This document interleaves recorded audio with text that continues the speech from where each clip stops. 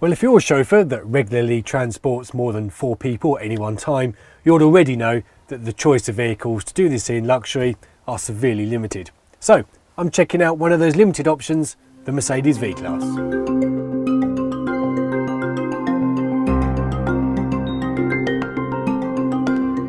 At over £52,000, the V-Class Extra Long is not a cheap option, but then it has no real competitors when it comes to luxury people moving in numbers, apart from the Volkswagen Caravelle.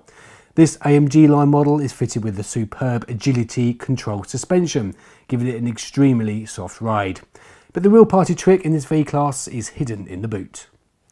So you've got all your 7 passengers comfortably in the back of the V-Class, but they've all turned up with a large suitcase. Well, in the Extra Long V-Class that won't be an issue. In the back here you have 1600 litres of boot space. That's 3 S-classes almost. It's absolutely gigantic.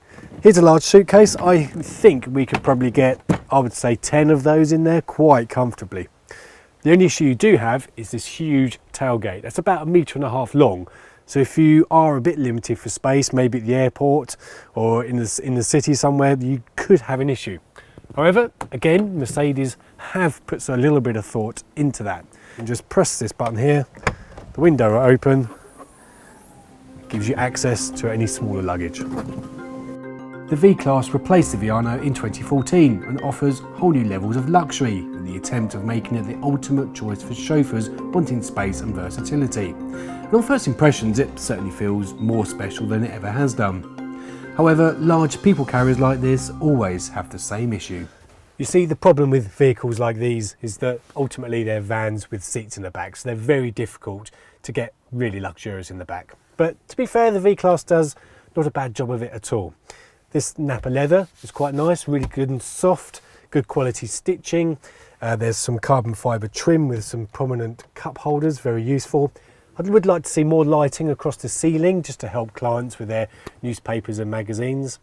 As you can see, this is the conference setup. I wouldn't want to be moving these seats for every job you do, so you need to really find out what setup is best for your client base and basically leave it. From behind the wheel, the V-Class is an excellent place to be sat with a more car-like feel about it now. And on the move, the pocket-friendly engine is rather impressive too. I think you'll be quite surprised to learn when you get behind the wheel of the V-Class that it's only a 2.1 4-cylinder diesel engine under the bonnet. It's very punchy, it's delivering 190 horsepower and it's actually really quiet. So I'm very impressed with the engine. However, I do fear that when the V-Class is full of people and luggage, it could suffer from acceleration problems. Chauffeurs who drove the V-Class's predecessor wouldn't have had issues like that. Back in the day before the V-Class, you see, a chauffeur would choose a 3-litre V6 Viano, which did the job very well. It was very powerful and you had the torque when you really needed it. But unfortunately, that's now a thing of the past. So if your day-to-day bread and butter work are airport transfers, then the V-Class would certainly do that job very well indeed. But it does come at a price. There are other options out there. The Toyota ProAce Verso, Hyundai i800 and Caravelle are all worth considering and would result in big savings. But in terms of a bus with a luxury feel and acres of space, it just can't beat the Mercedes V-Class.